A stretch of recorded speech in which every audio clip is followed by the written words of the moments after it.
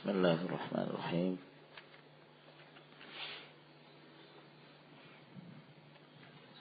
Alhamdulillah hamdan katsiran tayyiban barakan fih kama yuhibbu rabbuna wa yardah. Wa ashhadu an la ilaha illallah wahdahu la syarika lah.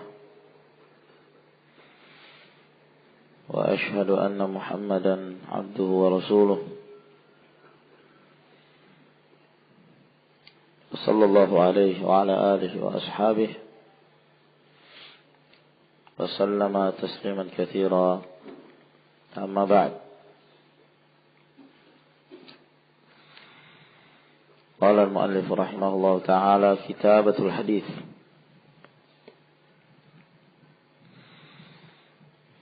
Penulisan hadis. Sini akan disebutkan tentang hukum menulis hadis.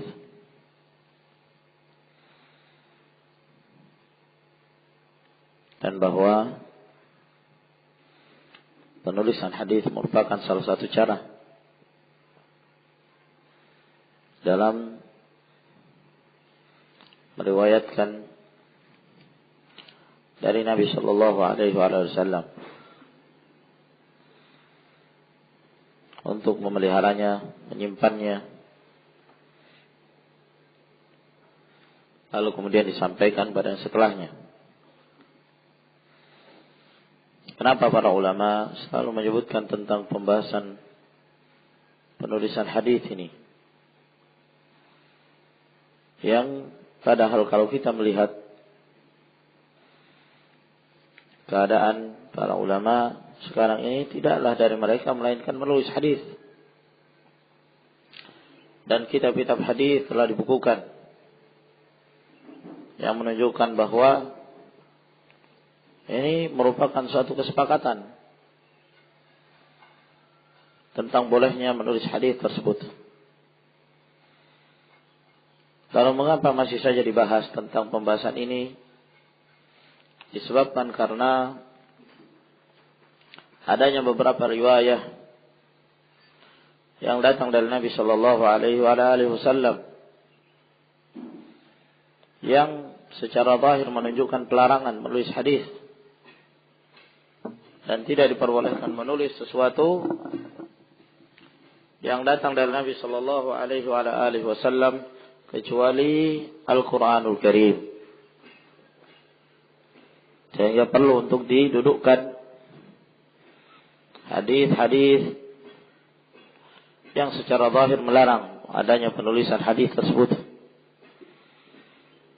agar tidak disangka oleh mereka yang jahil bahwa al-muhaddithun telah menyelisihi sunnah Rasulullah sallallahu alaihi wasallam. Dan juga untuk menjelaskan bahwa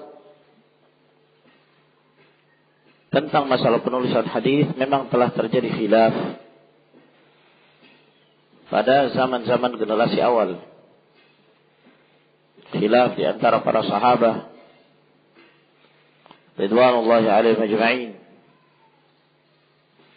Namun setelah itu telah terjadi kesepakatan, ijma', ya, dan tidak lagi terjadi perselisihan tentang bolehnya menulis hadis Nabi sallallahu alaihi wasallam. Ta'rifuha, hukmuha, sifatuha. Ta'rifuha, adapun definisi kitabatul hadis, naqluhu an tariqil kitabah, menukilkan hadis melalui tulisan. Yani maksudnya adalah menuliskan hadis Nabi sallallahu alaihi wasallam.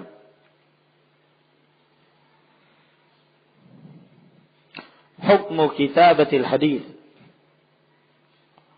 hukum menulis hadis. Wal aslu fiha al-hil li'annaha wasilah.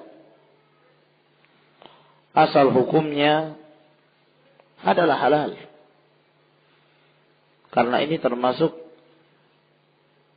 wasilah di antara wasail untuk memelihara hadis-hadis Nabi sallallahu alaihi wasallam. Allah Subhanahu wa taala telah menjamin pemeliharaan Al-Quran dan menjamin pemeliharaan yang menjelaskan Al-Quran. Inna nahnu nazzalna dzikra wa inna lahu lahafidhun. Nah, salah satu cara untuk memelihara sunnah Nabi sallallahu alaihi wasallam adalah dengan cara penulisan. Di samping cara yang lain yang masyhur, yang menjadi sandaran para sahabat adalah hafalan mereka. Kebanyakan dari mereka menghafal. Di samping kebanyakan dari mereka pula masih dalam keadaan ummi. Mereka tidak bisa menulis. Kecuali beberapa orang dari sahabat Nabi sallallahu alaihi wasallam. Inna ummatun ummiyah la naktub wa la nahsub. Kata Nabi sallallahu alaihi wasallam dalam riwayat Bukhari, sesungguhnya kami ini umat yang ummi. Kita tidak bisa menulis dan tidak bisa menghitung. Sehingga mereka ketika mendengarkan hadis dari Nabi sallallahu alaihi wasallam, mereka kebanyakan bersandarkan kepada al-hifz, kepada hafalan. Namun bukan berarti bahwa di sana tidak ada sahabat yang menulis. Ada. Telah sabit bahwa Abdullah bin Amr bin al-As menulis hadis-hadis Nabi sallallahu alaihi wasallam. Abu Hurairah mengatakan, "Ma kana ahadun aktsara haditsan minni illa Abdullah bin Amr bin al-As." Tidak seorang pun yang paling banyak hafalan dariku, yang paling banyak hadisnya dariku kecuali Abdullah bin Amr bin al-As. Fa innahu kana yaktub wa la aktub. Karena beliau Abdullah bin Amr jika mendengarkan hadis beliau menulis. Adapun saya maka saya tidak menulisnya. Maka ini merupakan wasilah. Wa qad adzina an-nabiy sallallahu alaihi wasallam li Abdullah bin Amr ay yaktub ma sami'ahu minhu, rawahu Ahmad bi isnadin hasan. Dan Nabi sallallahu alaihi wasallam telah mengizinkan Abdullah bin Amr untuk menulis apa saja yang dia dengarkan dari Nabi alaihi salatu wasallam. Riwayat Imam Ahmad dengan sanad yang hasan. Juga dalam riwayat Abu Dawud, di mana Nabi sallallahu alaihi wasallam mengatakan kepada Abdullah bin Amr, "Uktub fa walladhi nafsi bi yadihi ma yakhruju minhu illa haqq." Tulis. Demi Allah yang jiwaku berada di tangannya, tidak ada yang keluar dari lisan Nabi alaihi salatu wassalam melainkan kebenaran. Melainkan itu adalah kebenaran. Nah,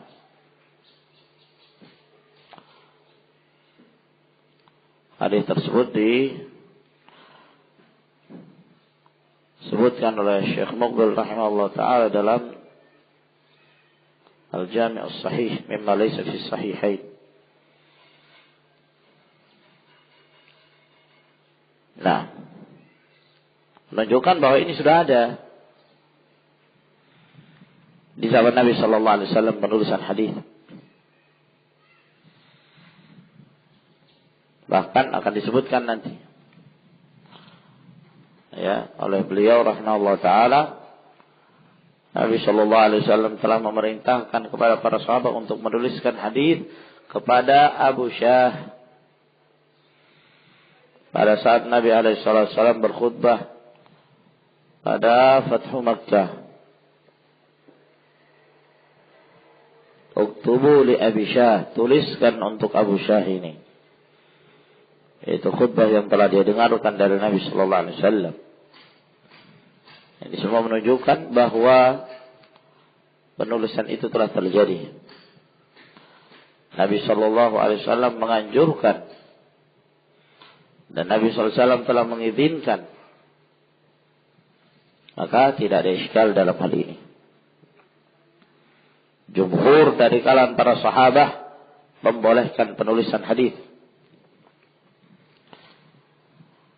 Fa in khifa minha mahdhurun syar'iyyun muni'at.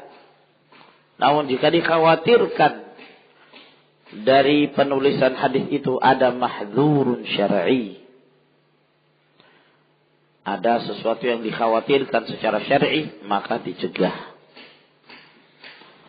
Wa ala hadha yuhmalu an-nahyu fi qawlihi sallallahu alaihi wasallam. Maka atas hal inilah difahami larangan dari sabda Nabi sallallahu alaihi wasallam yang mengatakan la taktubu anni syai'an ghairal Qur'an. Faman kataba anni syai'an ghairal Qur'an falyamhu. Jangan kalian menulis dariku sesuatu selain Al-Quran. Jangan kalian menulis dariku sedikit pun kecuali Al-Quran. Barang siapa yang menulis dariku sesuatu selain Al-Quran, maka hendaklah dia menghapusnya. Rawahu Muslim wa Ahmad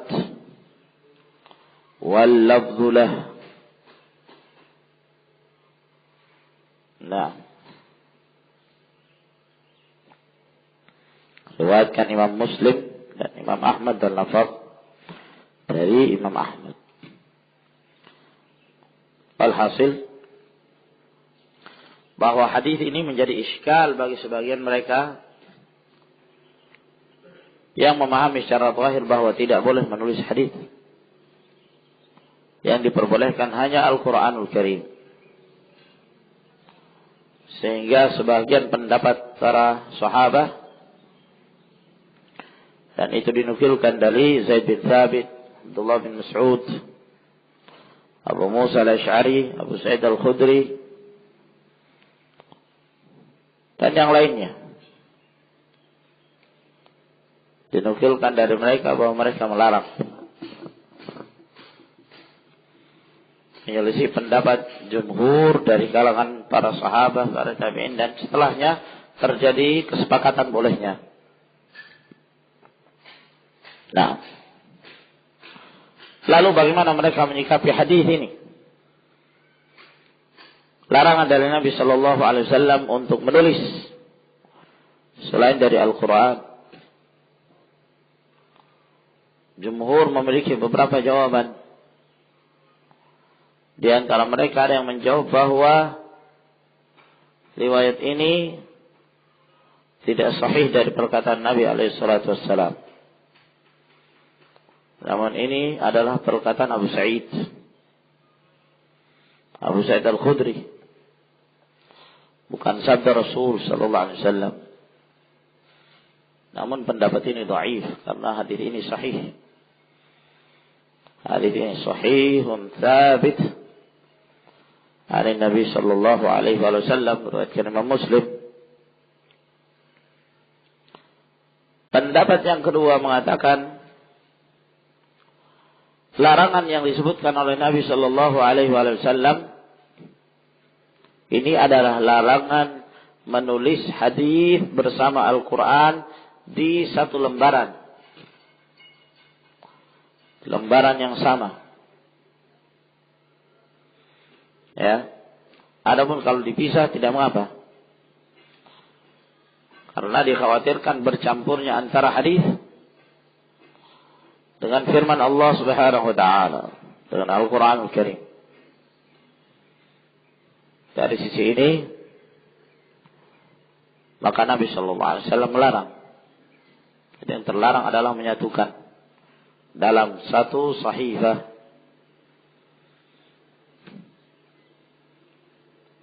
Pendapat yang ketiga mengatakan bahwa larangan tersebut terkhusus bagi mereka yang dipercaya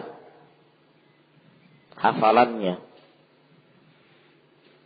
Jika mereka menyandarkan kepada hafalannya dalam meriwayatkan hadis, maka merekalah yang tidak boleh menulis. Nah, namun mereka yang tidak memiliki kekuatan hafalan, dikhawatirkan, maka mereka boleh menulis hadis. Dan ada lagi pendapat yang keempat, dan insyaallah ta'ala pendapat yang lebih mendekati kebenaran. Yang lebih mendekati kebenaran bahwa hadis Abu Sa'id Al-Khudri mansukh, terhapus dengan hadis-hadis yang menunjukkan bolehnya. Di antara yang menguatkan hal ini adalah hadis yang akan disebutkan, hadis Bukhari dan Muslim. Pada saat Nabi SAW berkhutbah pada Fathu Makkah, Nabi SAW mengatakan pada Abu Syah, "Uktubu li Abi Syah." Tuliskan khutbah ini untuk Abu Syah. Dan itu akhir-akhir kehidupan Nabi SAW pada Fathu Makkah. Ya. Dan telah sempurna Islam dan Al-Quran telah diketahui, dikumpulkan, tidak dikhawatirkan lagi terjadi ikhtilaf, maka hilanglah apa yang dikhawatirkan oleh Nabi sallallahu alaihi wasallam, bercampurnya Al-Quran dengan sunnah Nabi sallallahu alaihi wasallam, sehingga setelah itu ijma' dan tidak ada lagi dari kalangan para ulama yang makruhkan. Walhamdulillah. Baik. Wa idza tawaqqafa 'alaiha hifdzus sunnati wa iblaghus syari'ah kanat wajibatan. Dan apabila ya penulisan hadis tersebut ya dibangun di atas apa? Wa idza tawaqqafa 'alaihi hifdzus sunnah, apabila memelihara sunnah dan menyampaikan syariah, ya, itu dibatasi oleh penulisan hadis. Maksudnya dengan penulisan hadis itulah sunnah akan terpelihara dan syariah akan tersampaikan. Karena wajibatan, maka menjadi wajib hukumnya menulis hadis. Nah, wa alaihi tuhmalu kitabatun Nabi sallallahu alaihi wasallam bihadithihi lan nas yad'uuhum ila Allah azza wa jalla wa yuballighuhum syari'atah. Dan atas hal inilah difahami penulisan Nabi sallallahu alaihi wasallam hadis-hadisnya kepada manusia untuk mengajak mereka kepada jalan Allah Subhanahu wa taala dan menyampaikan kepada mereka syariatnya. Penulisan risalah ke berbagai negeri, ke raja-raja. Wa fi sahihaini an Abi Hurairah radhiyallahu anhu anna an-nabiy sallallahu alaihi wasallam khataba 'am al-fath. Di dalam riwayat Bukhari dan Muslim dari Abu Hurairah radhiyallahu an bahwa Nabi sallallahu alaihi wasallam berkhutbah pada tahun Fathu Makkah. Tahun yang keberapa ya kawan Fathu Makkah? Abdul Malik. Fathu Makkah tahun keberapa? Tahun ke-7. Tarik. Tahun keberapa? Abu Rifki.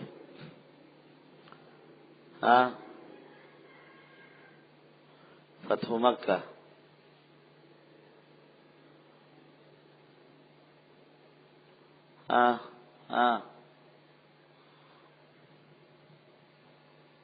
Tasik.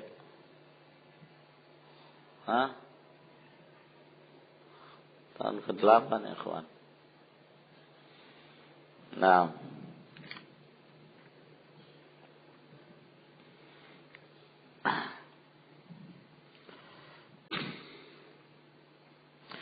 Faqama rajulun min ahli al-Yaman yuqalu lahu Abu Syah. Maka berdirilah seseorang dari ahlul Yaman yang dikenal dengan sebutan Abu Syah. Ya. Faqala uktubu li ya Rasulullah. Lalu dia mengatakan setelah Rasulullah SAW berkhutbah, ya, dengan memberikan beberapa nasihat, ya dia minta dituliskan. Tuliskan untuk wahai Rasulullah.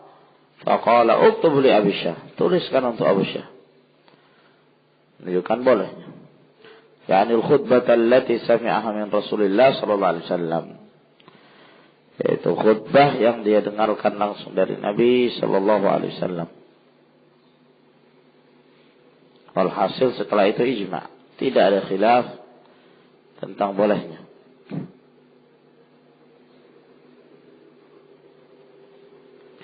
Sifatuha. Sifat penulisan hadis. Wa tajibul inayatu bi kitabatil hadis. Li'annaha ihda wasilatay naqlih. Maka wajib perhatian dalam hal penulisan hadis. Karena ini salah satu dari dua cara penukilan. Ya. Cara penukilan yang pertama dengan apa, ikhwan? Al-hifz. Dhabtus sadr. Dan yang kedua adalah dhabtul kitab. Nah. Yang pertama dhabtus sadr.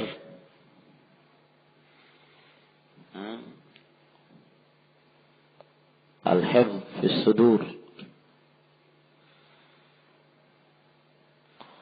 Al-ilmu ma hawahu sadru. La ma hawahu al-qimatru. Namun kadang-kadang al-hifz itu khawan. Kadang-kadang mengkhianati. Ya, seorang bisa keliru dalam menghafal. Dari sini dibutuhkan kitab. Dhabtul kitab dengan syarat dia mampu memelihara, mentashih, muqabalah, memeliharanya dari berbagai perubahan sampai dia menyampaikan hadis itu. Fawajabatil inayatu biha kana qalihi an tariqil lafzi. Maka wajib perhatian dengan penulisan hadis seperti penukilan melalui lafaz. Walil kitabati sifatan wajibatun wa mustahsanah. Menulis itu ada dua sifat, ada yang wajib, ada yang dianjurkan. Fal wajibah ay yaktubal haditha bi khattin wadihin bayyin la yuqi'u fil ishkali wal iltibas. Yang wajib ketika dia menulis hadis, menulis dengan tulisan yang jelas, yang transparan, yang nampak, tidak tersamarkan, tidak mendatangkan problem, dan tercampurnya tulisan. Kadang-kadang ada yang nulis seperti nggak ada spasinya, nyambung terus. Minimal hukum wajibnya itu dia menulis bisa dibaca jelas. Ketika dibaca enak itu. Wabah. Nah, itu wajibnya. Nah ini akhwan penting juga menulis, ya. latihan menulis. Bagusnya tulisan itu ya termasuk dalam kebaikan ilmu. Nah, jangan merasa senang dengan penulisan yang sudah ada sementara tulisan kocar-kacir. Kadang-kadang ada tulisan sulit dibedakan antara ro dengan dal. Ya. Nah, dalnya seperti ro, panjang gitu. Nah, kadang-kadang ada yang mencampur-campur tulisan. Ya. Tulisan rikaah dicampur dengan tulisan diwan misalnya. Ya, itu kadang-kadang bisa salah paham. Mana sin, mana yang bukan sin. Nah, walhasil penting belajar tulisan. Nah, diperjelas tulisannya. Ya, enggak mesti terlalu baik seperti apa itu? Pandai apa itu yang tulisan ini? Kaligrafi. Enggak mesti. Yang penting enak dibaca. Kadang-kadang ada yang orang nulis, yang menulis enggak bisa baca tulisannya. Yang nulis enggak bisa baca tulisannya, apalagi yang lain. Nah, kayak rumus-rumus itu. Nah, wal mustahsanah. Ini adab-adab itu. Adapun yang baik, ayyura'iya ma ya'ti. Hendaklah dia menjaga yang berikut ini.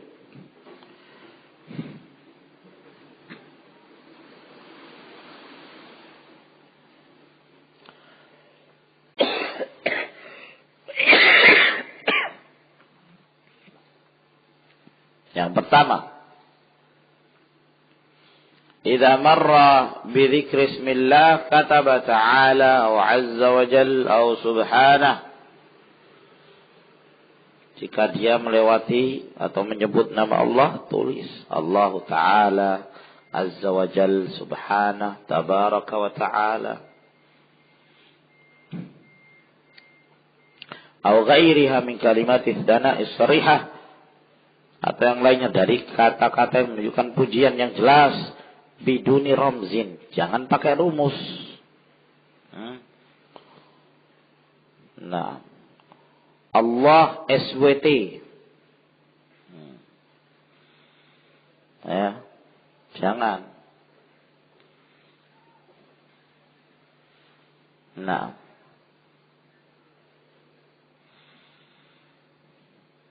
saya mengucapkan salam, assalamualaikum WRWB.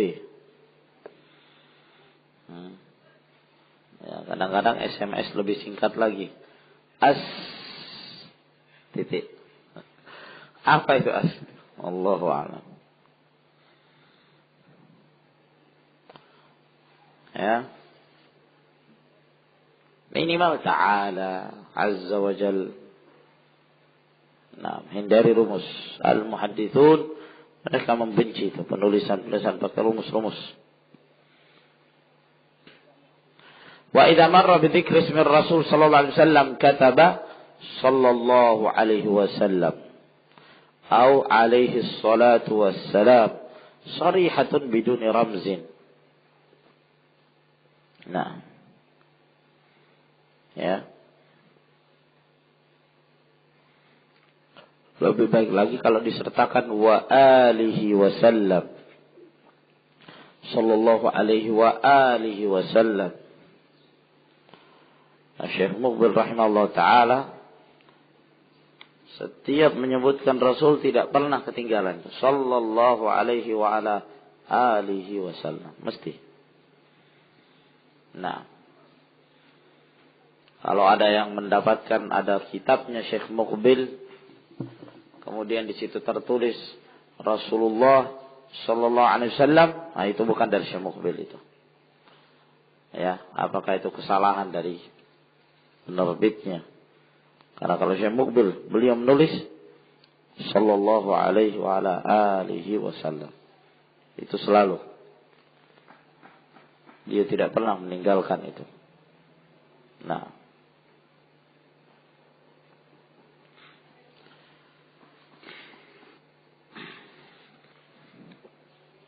Qala al-Iraqi fi syarhi alfiyati fil mustalah. Berkata al-Iraqi dalam syarah alfiyahnya. Ya.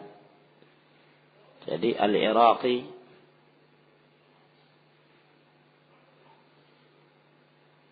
gurunya Al-Hafidh Ibn Hajar rahimahumullah ta'ala punya alfiyah. Jadi dalam bentuk syair kurang lebih 1000 bait yang menjelaskan tentang ilmu mustalah. Dikenal dengan Alfiyatul Iraqi. Namun setelah itu datang Al-Imam Suyuti rahimahullah. Imam Suyuti ini di zaman setelahnya Al-Hafidh Ibn Hajar. Nah, juga membuat alfiyah dan menandingi alfiyahnya Al-Iraqi. Lebih baik dari alfiyahnya Al-Iraqi. Nah, lebih baik. Nah, kadang-kadang alfiyah Al-Iraqi menyebutkan 2 bait syair dalam satu masalah. As-Suyuti mampu menjadikan 1 bait syair dalam satu permasalahan. Jadi lebih mencakup. Nah, Alfiyatul Iraqi ini kemudian disyarah oleh pembuatnya sendiri, yaitu Al-Iraqi. Nah, diberi nama Fathul Mughith, syarah Alfiyah Mustalahil Hadis. Dan di sana juga ada syarah yang berikutnya yang disyarah oleh muridnya Al-Hafidh Ibn Hajar, Al-Hafidh As-Sakhawi. Juga mensyarah alfiyahnya Al-Iraqi ini dan beliau beri nama dengan Fathul Mughith pula. Fathul Mughith. Ya, ada yang dicetak 3 jilid. Tapi yang 3 jilid ini sangat jelek cetakannya. Banyak sekali yang jatuh. Banyak kesalahan cetak. Nah. Dan ada yang dicetak 5 jilid. Ini yang bagus. Cetakan yang bagus. 5 jilid. Sakhawi. Dan ini kitab penting sekali ya kawan. Bagi antum yang ingin tawassu' dalam ilmu mustalahul hadis, jangan ditinggalkan kitab ini. Nah, As-Sakhawi mewarisi ilmunya Al-Hafidh Ibn Hajar. Banyak faedah-faedah penting, khususnya dalam ilmu mustalah. Ya. Namun sayangnya rata-rata yang dijual seperti Darul Fikr yaitu yang 3 jilid itu, yang banyak salah cetaknya. Nah, anak juga waktu di Yaman ketika belajar ya pakai yang 3 jilid. Nah, sementara yang ngajar pakai yang 5 jilid. Jadi capek membenarkan. Kadang-kadang suatu paragraf panjang itu faedah penting enggak disebutkan di kitab ini. Wah, capek kita nulisnya. Nah, ya, sehingga kalau antum mungkin ada keluarga atau pesan-pesan di Saudi asal. Nah, ya, dan Alfiyah Suyuti juga kemudian ada yang mensyarah. Ya, ada syarah Alfiyah Suyuti 2 jilid. Nah. Ada seorang mudarris di Makkah kalau nggak salah, Muhammad ibnu Adam al-Ethiopi. Dan juga ada syarah yang sudah cukup lama kelihatannya, diterbitkan oleh Darul Fikr. Judulnya Manhaju Dzawin Nazar. Nah, kitab ini banyak dijual. Ditulis oleh siapa? Mahfuz At-Tirmisi. Saya pernah membaca biografinya, rupanya dia orang Indonesia. Dia orang Indonesia, belajar di Makkah, lalu mendapatkan sanad sampai kepada Imam Suyuti, belajar ilmu mustalah. Nah, lalu dia pun mensyarah Alfiyah Suyuti. Dia sebutkan sanadnya sampai Imam Suyuti. Wallahu a'lam, di tahun keberapa ya orang ini hidup, akidahnya bagaimana, wallahu a'lam. Nah,